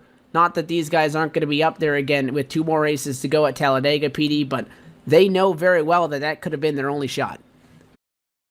Yeah, like I said, Sean Turner, I think we've been commentating this series for 2 seasons now. We rarely talk about him, and I'm just saying that he's not up front a lot. You got to take advantage of the opportunity. He just quite wasn't there. Austin Carver, we know he's won in the past, and one of the biggest upsets we've seen in this series. He won at Talladega by making, that race is honestly, if we had a top 10 list of the races we had to broadcast here, I think that would make the top 5, because I remember after number 4, Brand Chaburko was leading that race at Talladega, and we just watched Austin Carver tear it up on the outside, outdid Chaburko there, but that was a long time ago, obviously. Tonight, it's all about Rod Minton, who steals the show. He finds his way in the chase. This one, like I said, it was one for the little guys here, as 3 little guys finish in the top 3 spots, and for those guys and their respective teams, it has to be a big deal for them.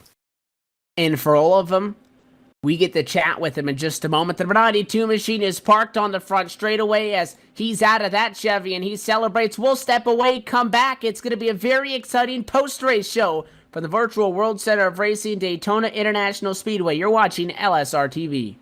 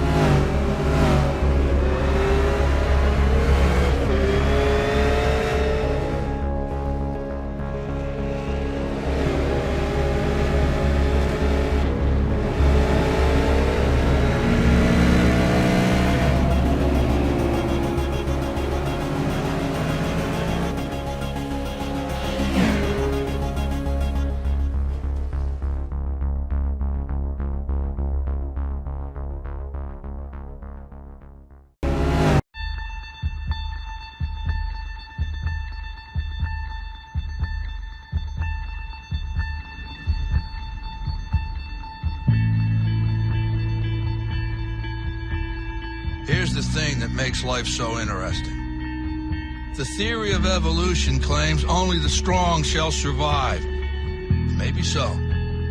Maybe so. But the theory of competition says just because they're the strong doesn't mean they can't get their asses kicked. That's right. See, what every long shot come from behind underdog will tell you is this. The other guy may in fact be the favorite. The odds may be stacked against you, fair enough. But what the odds don't know is this isn't a math test. This is a completely different kind of test. One where passion has a funny way of trumping logic. So before you step up to the starting line, before the whistle blows and the clock starts ticking, just remember out here, the results don't always add up. No matter what the stats may say, and the experts may think, and the commentators may have predicted, when the race is on, all bets are off. Don't be surprised if somebody decides to flip the script and take a pass on yelling uncle. And then suddenly, as the old saying goes, we got ourselves a game.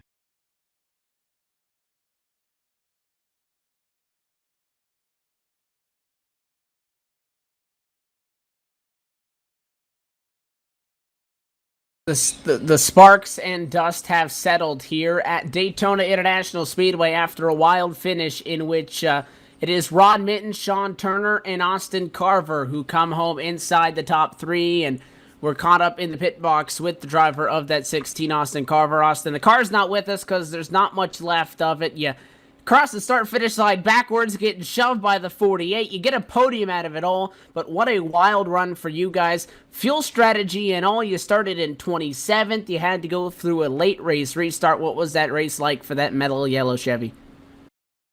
Well, it was pretty insane, guys, I have to tell you. Riding around at the back, had all intentions to keep riding around at the back, and just pit under each caution and get some fuel, try to sneak one out fuel mileage way, and it just happened to fall right into place.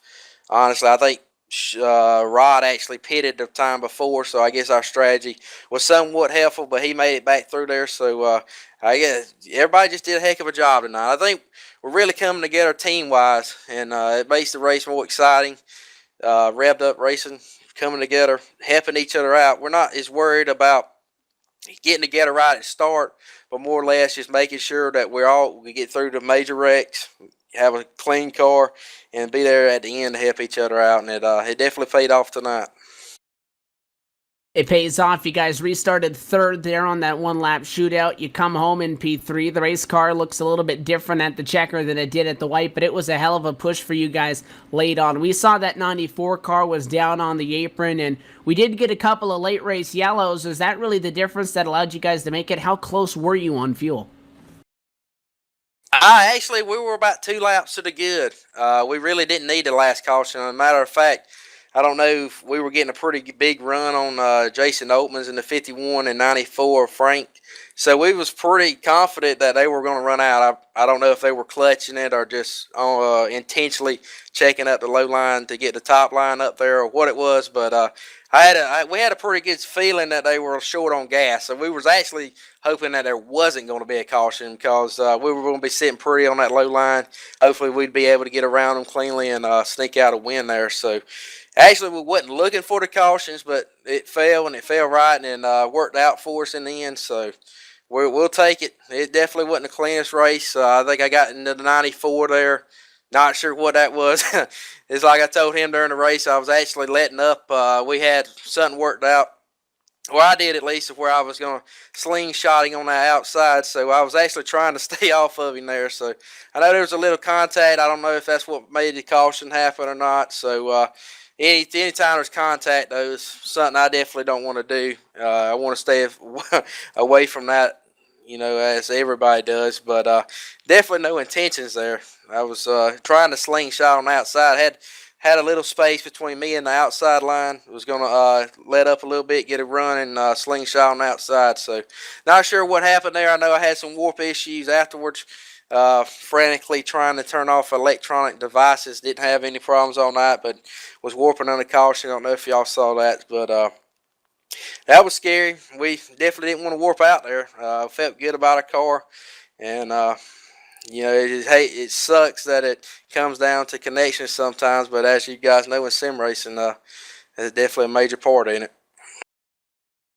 And now you guys look forward. After the night, you gained 3 spots in the points. Unfortunately for you guys, with the limited starts, missing a couple of them, that only means you go to 32nd. So you are in the boat with a lot of these other guys. There's 2 races to go. One more of these A main, B main events, and then one more endurance event. Both of them going to be at Talladega. That's the only hope right now for you and that mellow yellow crew.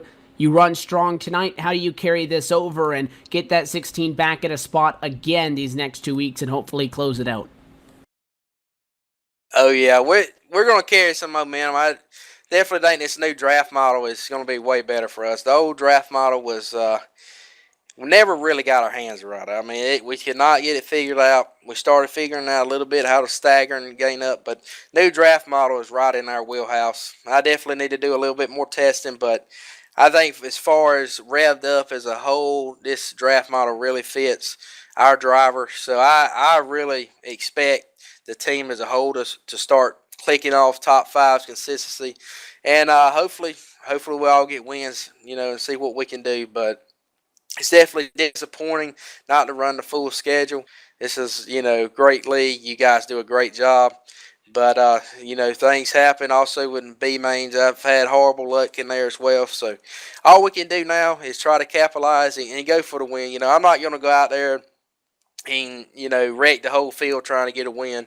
We're not going to win it that way, but hopefully revved up can get together like we did tonight, and we can get 16 car win before the season's out. And you made the step in the right direction tonight. It's a podium for you and that number 16 machine. I know you mentioned a lot of them. Everybody at the team, sponsors and shout-outs, who you want to thank?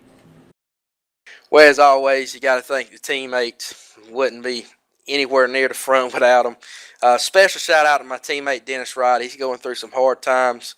He's got some burdens on him. He's not able to race. And he wasn't there tonight, but he was definitely sitting in a passenger seat. And I keep a photo of him on my steering wheel every week. And we're going to go win one, and we're going to win it for Denny. And we're going to make that chase just for you, Dennis Wright. And just thank you guys. Thank Rod. And this is a heck of a show. I think it was. I don't know if it was as fun to watch as it was to drive it, but there at the end, this was really fun to drive. And that's what I'm looking for in this. And I hope we put on this kind of show each and every week. All right, Austin, thanks for chatting with us again. Congratulations. Best of luck to you guys. We'll see you in Talladega, and more importantly, for your sake, we hope to see that 16 back up front. Best of luck next week. Appreciate it, man. So that is your third place finisher tonight, driving the number 16 Mellow Yellow Chevrolet, is Austin Carver, and not all that far down the pit lane. In fact, just one pit stall over. Carver started 27th en route to his third. Sean Turner, who comes home in second, started way back in 26. PD, you've caught up with the driver of the 36 who, like that 16 machine, had a long way to go to get up front. You started up front for that final restart and comes home just 8/100 short. Yeah, I'm down here on pit road with Sean Turner. And Sean Turner, obviously you had an exciting race here. You came all the way from the 26th starting position up to lead on the final restart. Rod Minton just got a little bit of a jump out there out of the bag, and he ended up taking the lead in turn one. What was your thought on that last lap? Do you think there's any chance you could find your way back around that number 92 machine? Well, my teammate was, he did get the jump on me. Austin didn't give me a good push. Yeah, when Rod got around me, he made that Farmers Chevrolet wide. But that's good. I wasn't going to wreck my teammate. I did what I could do to try to get around him, and it didn't work. So I was just trying to stay in line. I know Frank was fast, and I was trying to get in front of him to get the push, but it really didn't work out tonight. But I'm happy with my results. This is my best finish ever here. I want to thank Rod for putting this stuff on.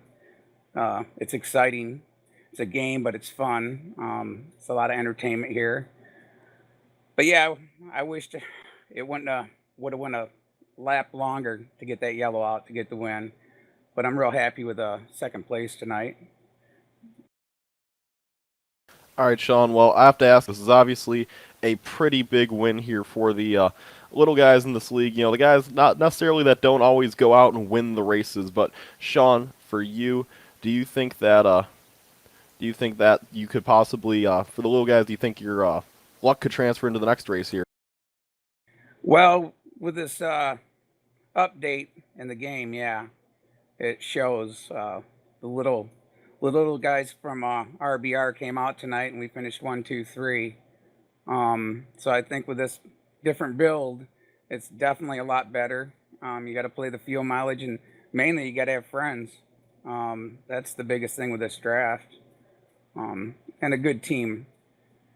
As far as that, yeah, I'd like to thank my team, RBR, the Austin Carver, the legend, the man that dedicated his life to sim racing, Kent Conley, our painter, Dennis Wright, that's, not around right now, but he'll be back soon, Rod Mitten, one of my co-owners, Jimmy Todd, Daniel Ferguson, and I'd like to thank my spotter up top, One Eye Willie. He had me poking in these holes, man. He's seen holes I haven't seen before, and he just had me going in and out of them.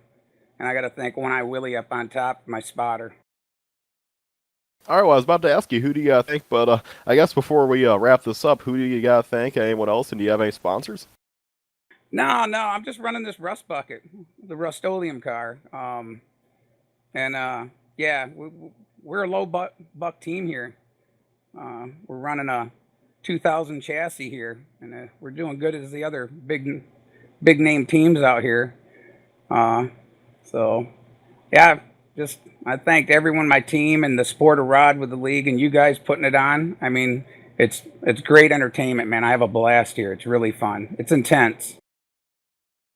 All right, Sean. Well, thank you for coming down here on Pit Road and joining me for the interview, and I wish you luck heading into next week at Talladega. Hey, I appreciate it. The banker will be there. Sean, the banker Turner, and we won't make no withdrawals like we did this week. We'll race them clean, man. We had fun. Have a good night. You too, and that is Sean Turner, our second place finisher. But meanwhile, Evan Pasoko's down victory lane with the guy who shocked the world tonight and won the race. He had to get through 22 cars to get the job done and make one final move on a late race restart. He was one lap away. If it was one lap further on that final caution flag, it would have been all she wrote, and he would have had to watch a win slip away and not even get a shot at it. He got a one lap to go restart, capitalized, and put his number 92 Farmers Insurance Chevrolet in victory lane. Your winner in the iSuperspeedway.com Racing Series and now Chase competitor tonight is Rod Minton. First off, Rod, congratulations. What's going through your head right now? Honestly, I'm just a little bit shocked. Started out tonight kind of in the back. I was planning on getting in the heat, the top 6, but I got involved in an early wreck. So we had to work through the B main. B main was a little nerve wracking, but we got in the A and we just kind of hung in there. We had a little bit of issues, kind of bumped and banged a little bit my way through the field, but in the end, I had to make it count. I got around my teammates there. I'm glad we all finished up front, but most of all, it was a lot of fun. I actually thought that Turner had it. I thought the race was over, but figured out we had one lap to go, so I figured I'd give it all, check the records. And you made that move down to corner one. You guys, really in these recent days, got that new draft model. I know that a lot of the drivers have been doing some practice. And you made that move on the outside, which in the B main, the outside was terrible for the first couple of them. And then later on in the A main, now that you guys got out there and you had all 30 some odd cars racing together, the outside started to get better and better on those restarts. And I said don't count at that 92, and you made the move down to 1. Would you attribute that to a good push from behind, or you just being up on the wheel on that restart because the outside was strong late and you got the right push at the right time? First off, thank Frank. The 94 gave me a hell of a push. Without him, probably couldn't have got that win. He got on my bumper, he gave me the push, and I had to drop down and get that bottom line that was pretty much dominant. It was so strong. The top kind of came and went, but for the most part, the bottom was the best way around the day. You use that bottom to get through that late race wreck out of quarter 4. You use it to get, into a spot to be able to challenge, and, you get the checker flag. And I'll tell you what, Rod, right now, although the checker flag came a little bit earlier, and it's only 9 o'clock out in my neck of the woods, it just went past 12 there on the East Coast, so we'll call it as a birthday win for you in that 92 team. Oh, 3 minutes into my birthday. Good call there. Yeah, I forgot it was my birthday. Thank you. Happy to win this one for my birthday.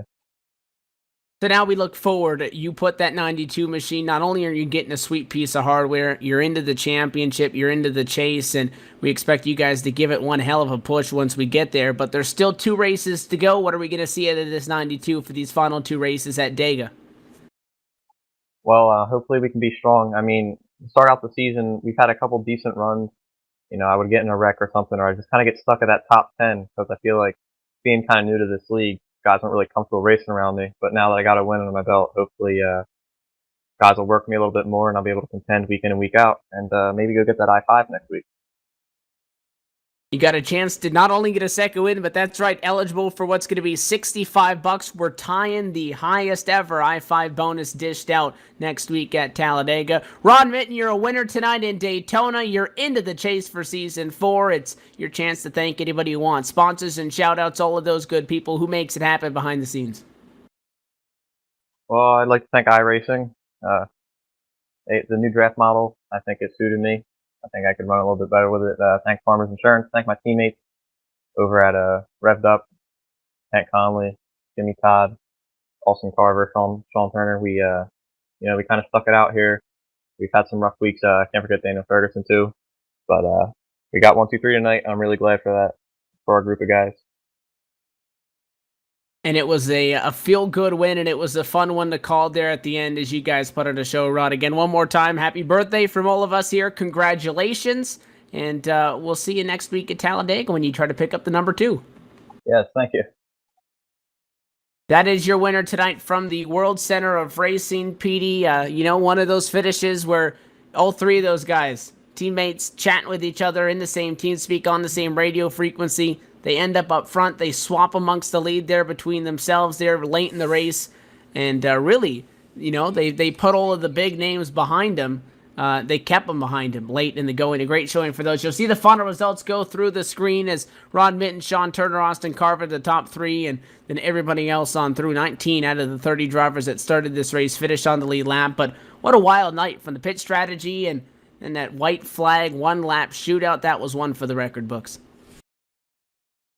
What a great race. Always great to see the little guys go out there and steal a victory. Very excited to see that happen, and it couldn't have happened to a better guy than Rod Mitten on his birthday, nonetheless. So happy birthday to him, and hopefully we'll see those guys perform well and come back in the future weeks, maybe pick up a win or 2 more and get a few more of them into the chase. Good to see the little guys pull one off, though, and Rod Mitten will be the driver. We'll be keeping our eyes on the chase to possibly pull off an upset here as we get closer and closer to the chase. But as for tonight, good race, good quality fun, and can't wait to watch the race next week here live on LSRTV.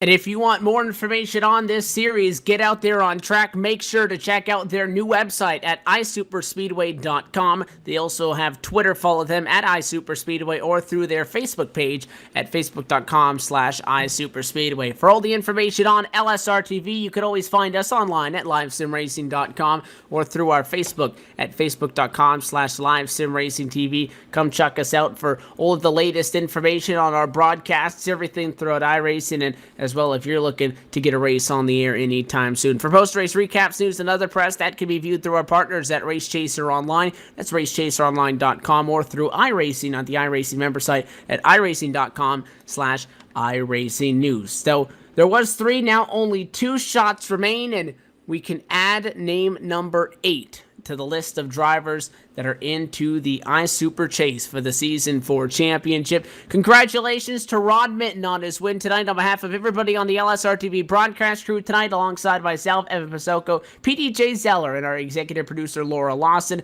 Congrats once again to the team of the number 92 car, victorious in Daytona Beach. Thank you so much for tuning in. There's only 2 races to go till we determine who gets to fight it out for the championship, and you're not going to want to miss it. Until next time, good night for the World Center of Racing. We'll see you next week for Feature Race 12, Friday, June the 19th at 10 o'clock Eastern on LSRTV from Talladega.